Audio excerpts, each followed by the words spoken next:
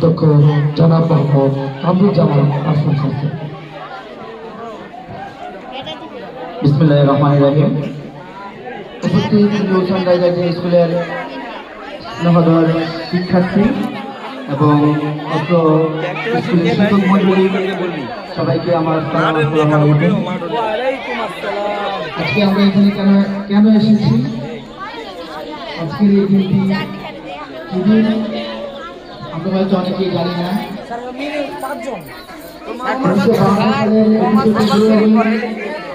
এই দিন আমরা যে ভাষায় কথা বলি, মায়ের ভাষা, আমাদের মাতৃভাষা, এই ভাষাকে প্রতিষ্ঠিত করার জন্য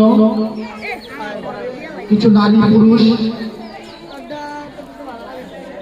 আন্দোলন করেছিল যে এই ভাষা মাতৃভাষা বাংলা হবে। সেটা আন্দোলন করে ভাষাকে প্রতিষ্ঠিত করার জন্য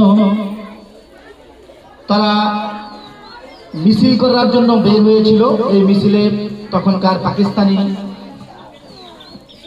যে সেনাবাহিনী ছিল, এই সেনাবাহিনী এই মিছিলের মধ্যে গুলিবর্ষণ করেছে। গুলিবর্ষণের ফলে ওই দিন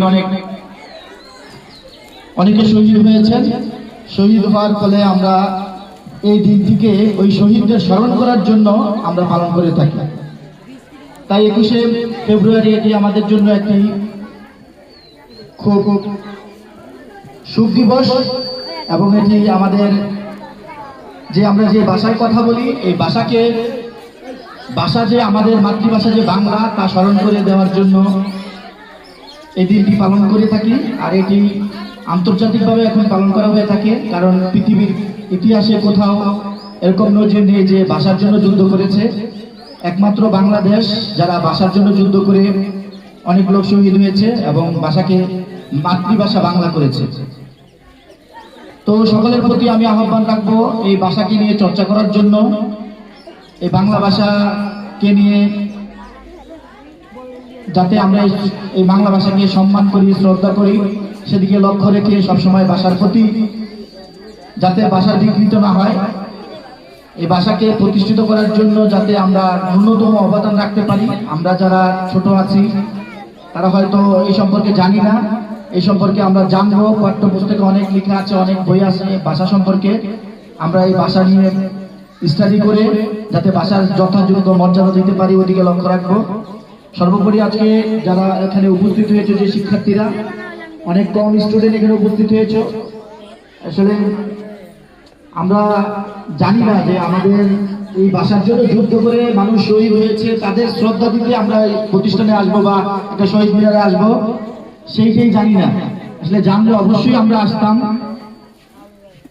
তো আমার কাছে এটা দুঃখ লাগতেছে যে আজকের এমন একটা দিন যারা আমাদের এই ভাষার জন্য যুদ্ধ করে শহীদ হলো, তাদেরকে স্মরণ করতে আসবো, এত আমরা কৃপণতা করলাম। তো প্রত্যেকের প্রতি আহ্বান রাখবো যাতে সামনের দিকে সবাই সবসময় ধরনের অকেশনে উপস্থিত থাকে। দেশের এবং যারা এই এত ত্যাগ করলো, আত্মত্যাগ করলো, নিজেদের জীবন দিল, তাদের প্রতি শ্রদ্ধা করে এবং তাদেরকে স্মরণ করে।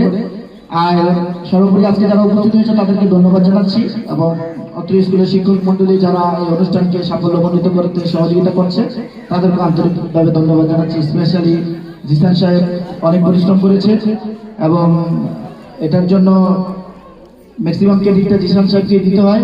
তো জিসান সাহেবকে আমি আন্তরিকভাবে ধন্যবাদ এবং কৃতজ্ঞতা প্রকাশ করছি। সকলকে আন্তরিক ধন্যবাদ। আসসালামু আলাইকুম।